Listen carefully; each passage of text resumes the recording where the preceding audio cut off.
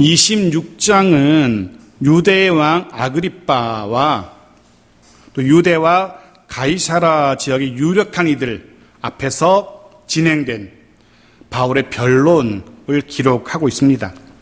사실 변론이라고 하기보다는 간증에 더 가깝다고 해야 될 겁니다. 바울의 간증. 이 간증을 통해서 바울은 자신이 왜 유대인들에게 고소를 당하게 되었는지, 자신이 유대인들에게 고소당한 이유를 밝히고 있죠. 더 나아가서 예수를 믿기 전 자신의 삶이 어떠했는지, 그리고 어떻게 예수를 구주로 섬기게 되었는지, 이런 이야기들, 간증이죠. 자신의 이야기들을 간증합니다. 그리고 마지막 26장의 마지막 부분에서는 이런 바울의 간증을 다 듣고 있던 총독 베스토가 어떻게 반응하는지, 그의 반응까지 기록하고 있습니다.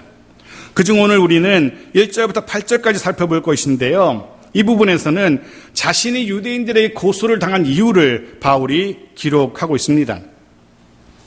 바울이 아그리빠 왕 앞에서 그의 이야기, 간증을 시작합니다. 자, 그의 이야기를, 바울의 이야기를 들어보겠습니다. 1절입니다. 같이 읽죠. 시작. 아그리빠가 바울에게 이르되 너를 위하여 말하기를 내게 허락하노라 하니, 이에 바울이 손을 들어 변명하되, 아그리빠 왕이 바울에게 발언의 기회를 줍니다. 아그리빠 왕이 이렇게 말을 하죠. 너를 위하여 말하라. 너를 위하여. 바울 자신을 위해서 말할 기회를 주고 있는 겁니다. 이 표현은 이제 앞으로 전개될 이 청문회, 이 자리에 바울의 변론, 간증의 방향, 목적이 무엇인지를 아그리빠 왕이 이렇게 규정해 주고 있는 거죠. 너를 위하여. 자, 이 시간, 너에게 시간 줄 테니까 마음껏 너 하고 싶은 이야기 한번 해봐라. 지금 너의 마음이 어떤지, 너의 무죄함을 네가 한번 얘기해봐라. 뭐 이런 아그리빠 왕의 배려라고 할 수 있죠. 그렇습니다. 바울에 대해서 적대적이지 않았던 아그리빠 왕은 지금 바울에게 바울 자신을 위해서 변론할 수 있는 소중한 기회를 주고 있는 겁니다.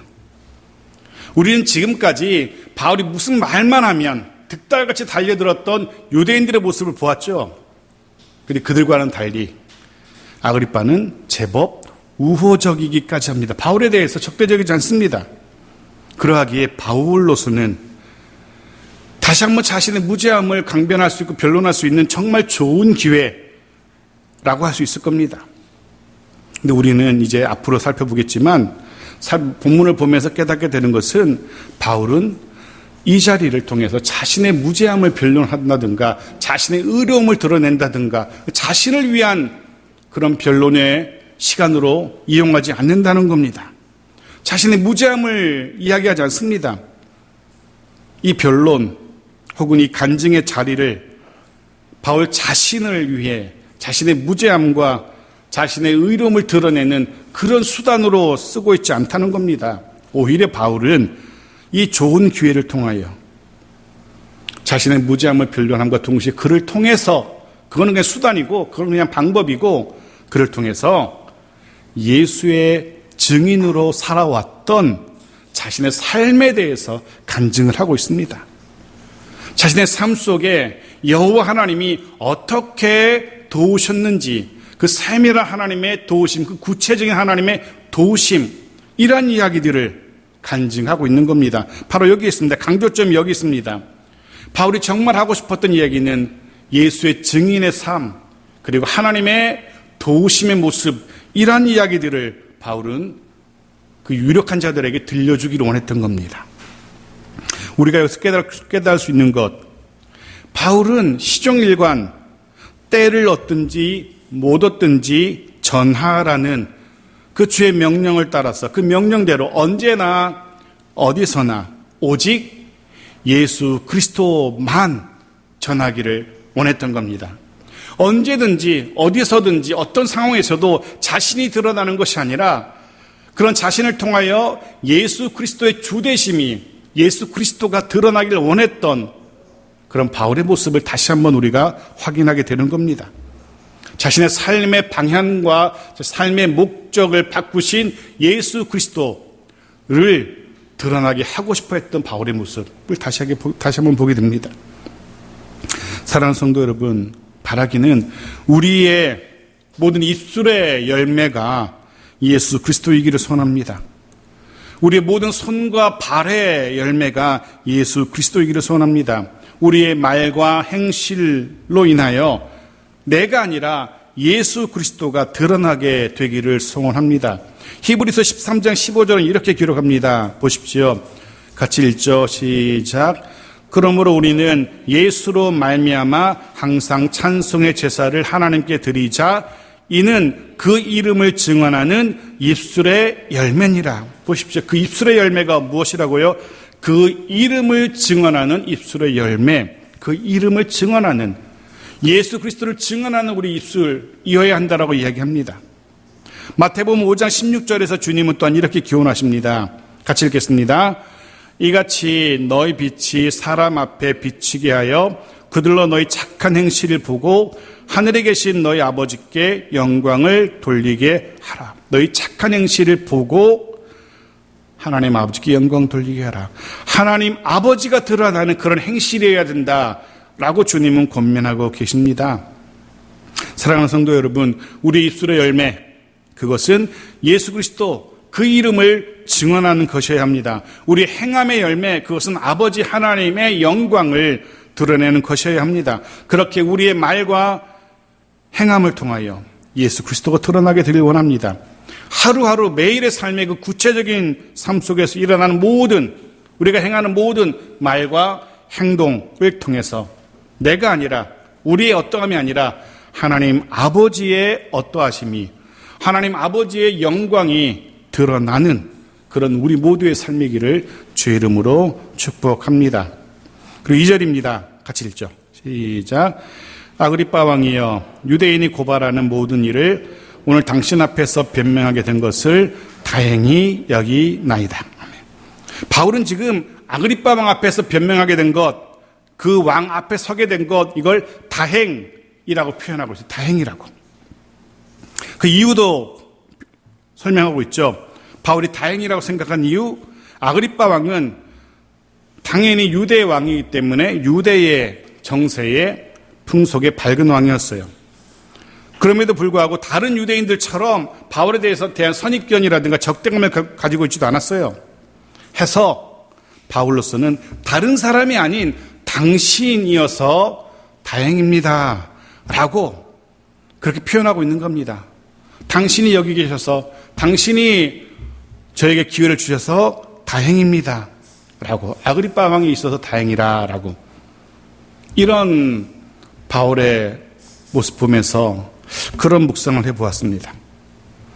바울에게 있어서 아그리빠가 그 시간 거기 있어서 다행이었던 것처럼 나에게 혹은 우리에게 그가 있어서, 그 사람이 있어서 다행이다 라고 생각되는 그런 사람이 여러분에게 있으신지요?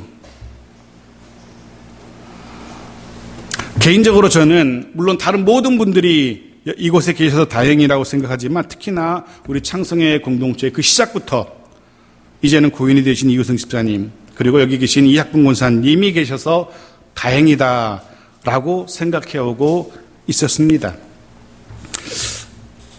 이 집사님의 장례를 마치고 교회 홈페이지에 그 장례식의 사진과 글을 자그맣게 올려놓은 것처럼 마치 엘리사 선지자가 이스라엘 왕 요아스에게 병거와 마병이었던 것처럼 두 분은 제게 그런 존재, 아니 그 이상이었습니다.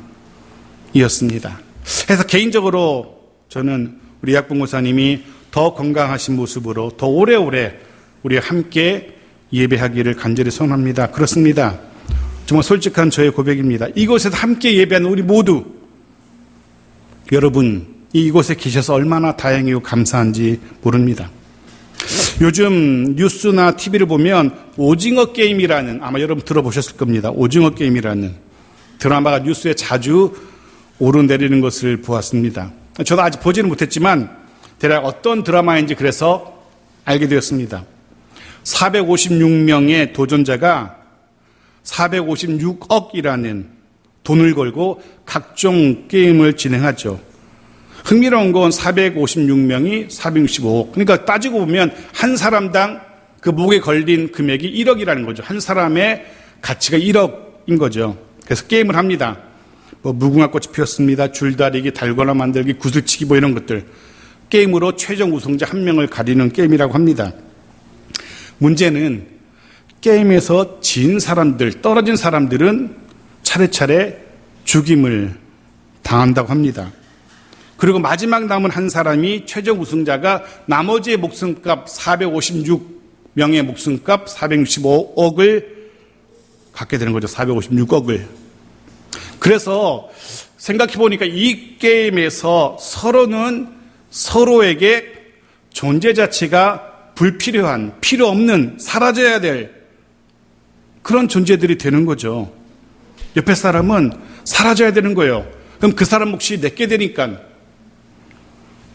옆에 사람이 많이 사라지면 사라질수록 그만큼 내가 얻을 수 있는 몫이 많아지는 겁니다. 그래서 그 사람은 내게 있어서 존재 자체가 불행이 되는 거죠, 결국은. 바라기는 우리 모두 서로에게 존재 자체가 다행인, 정말 그가 있어서 다행이다라고 생각된 그런 서로이기를 소원합니다. 분명 힘겨운 세월입니다. 그러하기에 서로에게 위로가 되고 의지가 되고 힘이 되는, 서로에게 서로가 다행인 그런 우리이기를 소원합니다. 그 옆에 분을 보시고 잠깐 조용히 말씀해 주십시오. 말씀해 보십시오. 당신이 계셔서, 집사님이 계셔서 정말 다행입니다. 마음으로 여러분 이렇게 보시면서 계셔서 다행입니다 라고. 그리고 무엇보다 예수 그리스도가 우리의 구주 주님이시기에 얼마나 다행인지 모릅니다. 주의 성령께서 나와 함께 하셔서 얼마나 다행이고 감사한지. 로마서 8장 26절은 이렇게 기록하죠. 같이 읽죠. 시작. 이와 같이 성령도 우리의 연약함을 도우시나니 우리는 마땅히 기도할 바를 알지 못하나 오직 성령이 말할 수 없는 탄식으로 우리를 위하여 친히 간구하시느니라. 아멘. 우리의 연약함을 도우시는 성령 하나님, 우리를 위해서 대신 하나님 아버지께 우리의 필요한 것들도 간구해 주시는 성령 하나님, 이분이 우리와 함께 우리 속에 계시지 않았더라면 어쩔 뻔했을까, 그런 생각을 해봅니다. 그가 계셔서 우리가 강건하게 됩니다. 그가 계셔서 우리의 필요를 채울 수 있게 됩니다. 그가 계셔서 우리가 위로를, 평안을 누리게 됩니다. 하루하루 매일의 삶 속에서 성령 하나님께서 우리와 함께 하심을 다행으로 여기시고 모든 순간 감사함 가운데 살아가는 우리 모두이기를 주의 이름으로 축복합니다. 자, 3절입니다. 같이 읽겠습니다.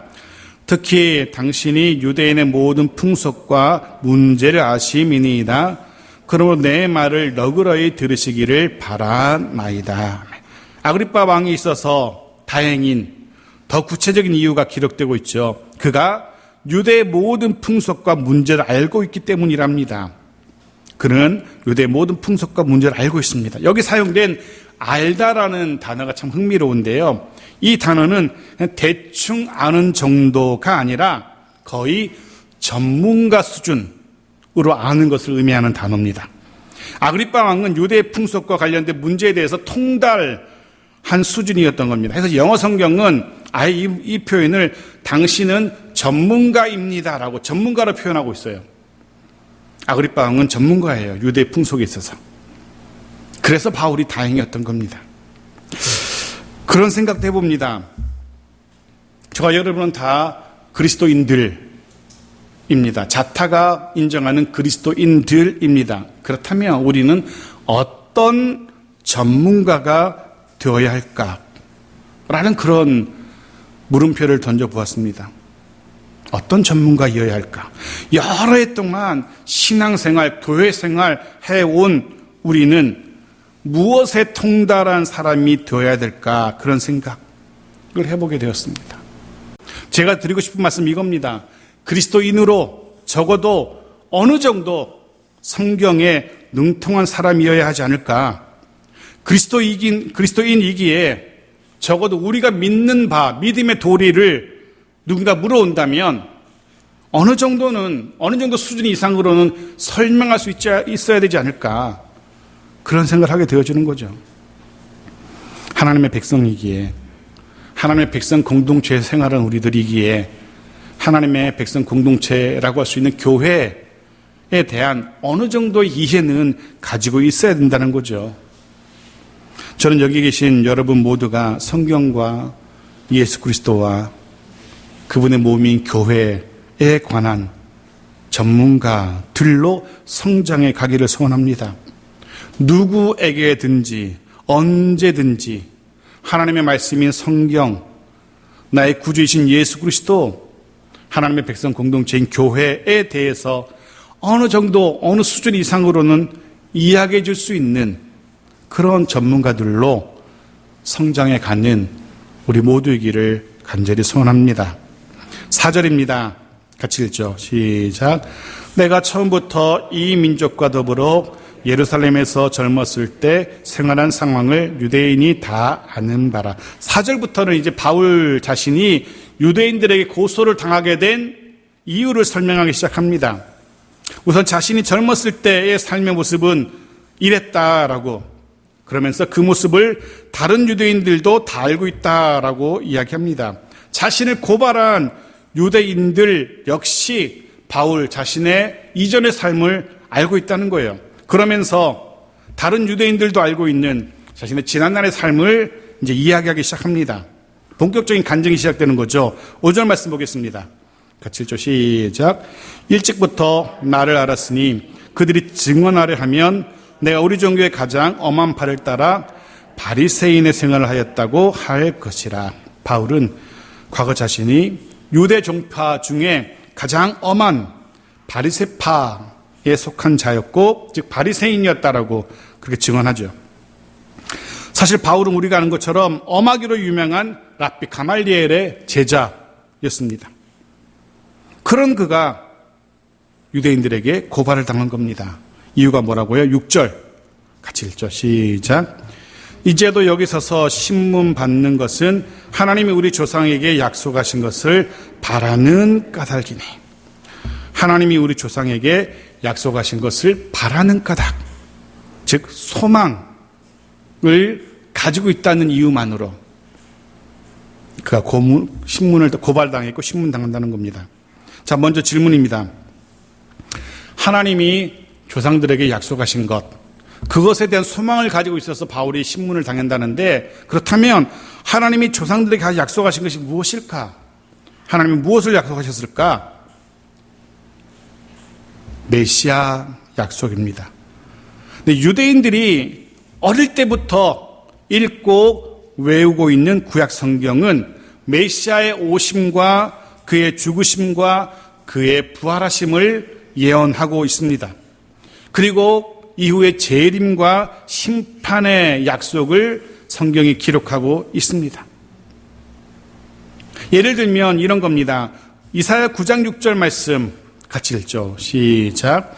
이는 한 아기가 우리에게 낳고 한 아들을 우리에게 주신 바 되었는데 그의 어깨에는 정사를 메었고 그의 이름은 기묘자라 모사라 전능하신 하나님이라 영전하시는 아버지라 평강의 왕이라 할 것임이라. 아멘. 이런 메시아에 대한 예언, 학자들은 이런 예언이 구약에만 300여 개 이상이 기록되어 있다라고 이야기합니다.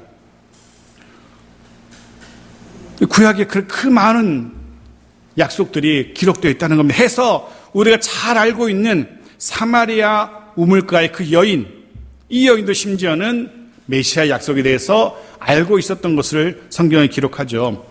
요한복음 4장 25절 말씀 보십시오. 같이 읽죠. 시작. 여자가 이르되 메시아 곧 그리스도라 하는 이가 오실 줄을 내가 아노니 그가 오시면 모든 것을 우리에게 알려주시리다. 네, 보십시오. 이 여인, 모두가 손가락질하는 부정한 여인이라고 하는 이 여인조차도 그런 부정한 삶을 살아가는 그 여인조차도 메시아의 예언에 대해서 알고 있을 정도였다는 겁니다.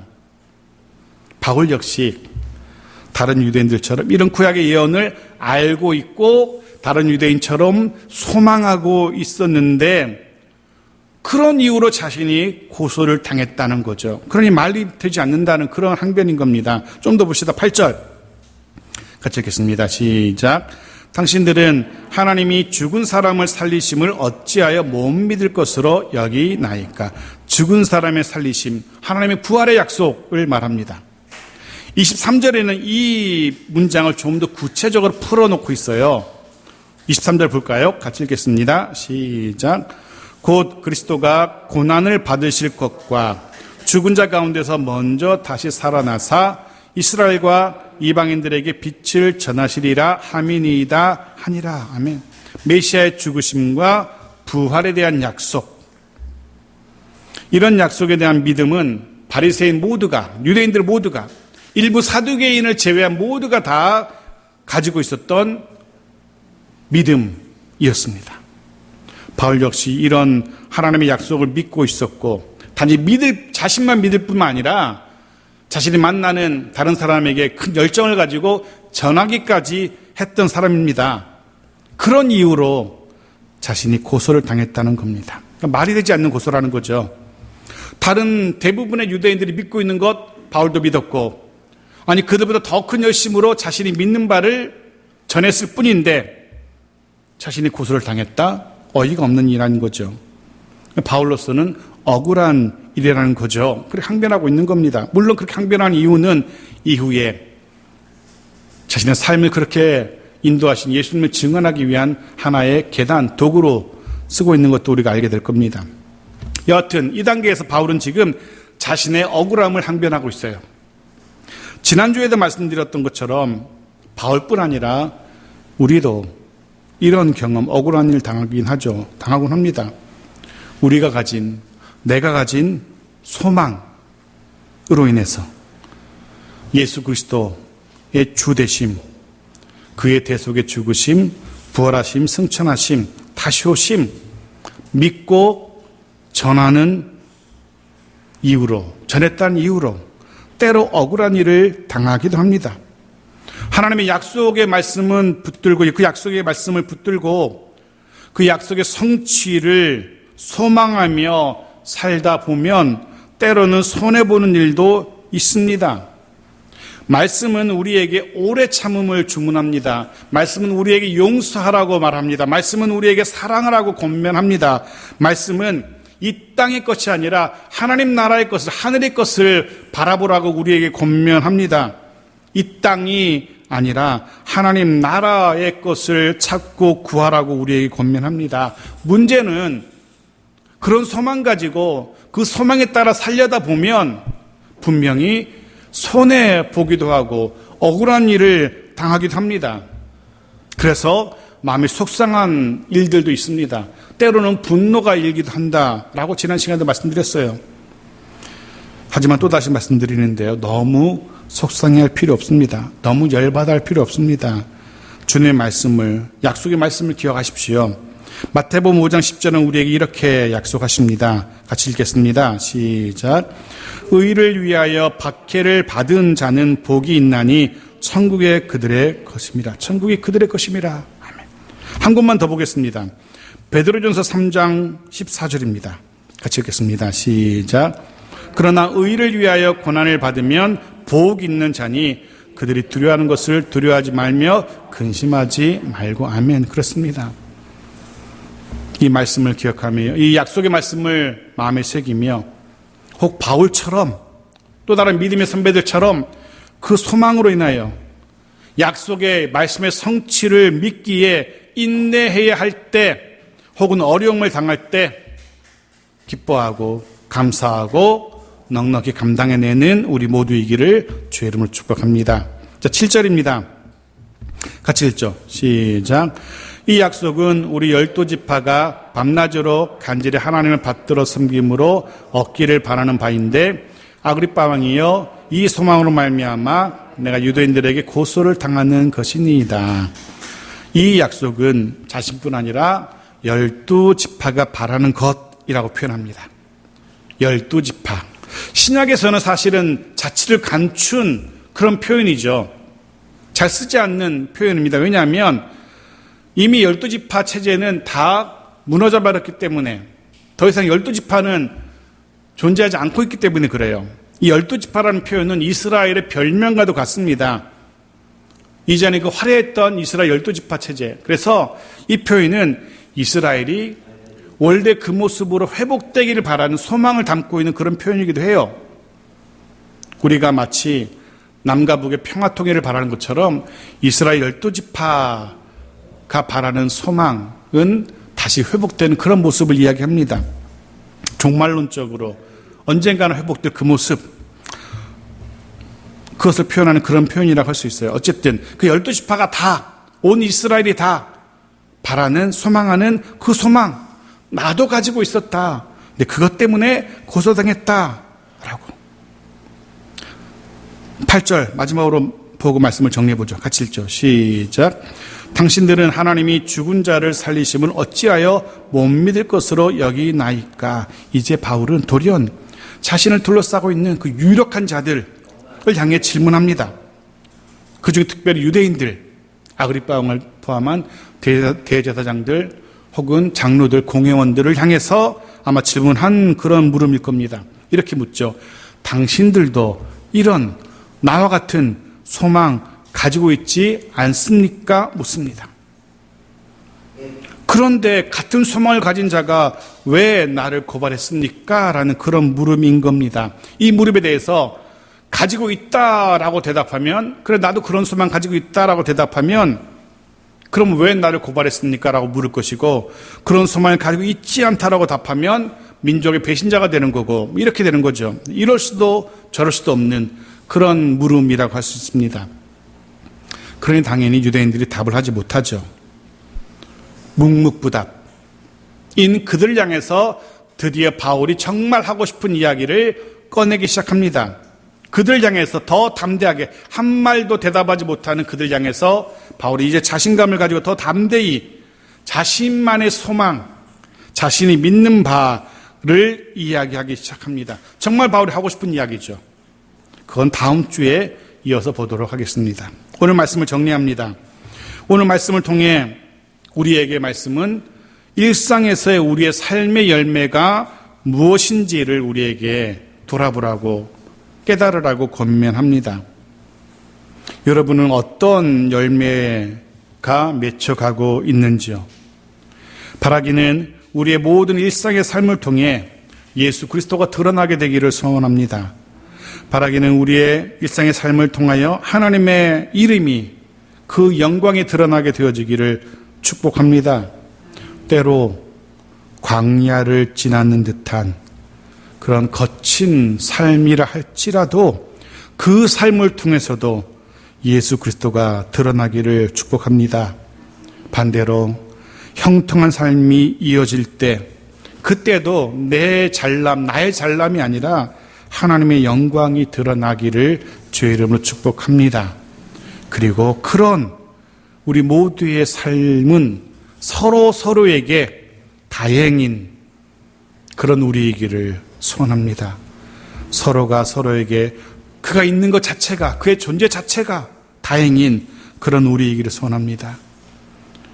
내가 힘들 때, 내가 버거울 때, 내가 정신 차리지 못할 때 말씀의 통로인 그가 있어서 내가 다시 말씀을 깨닫게 되어지고, 은혜의 통로인 그가 있어서 내가 주의 은혜를 누리게 되고, 그의 중보와 그의 위로가 있어서 힘겨운 시간을 이겨낼 수 있는 그런 다행인 존재이기를 주의 이름으로 축복합니다.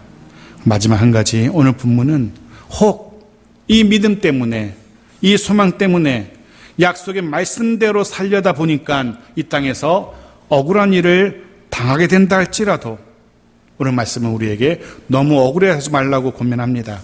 오히려 그를 통해 하늘의 위로를 누리게 될 겁니다. 오히려 그를 통하여 하늘의 복을 누리게 될 겁니다.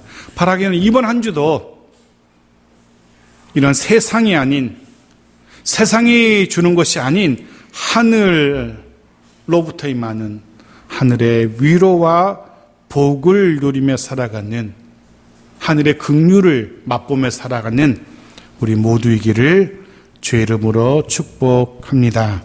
아멘.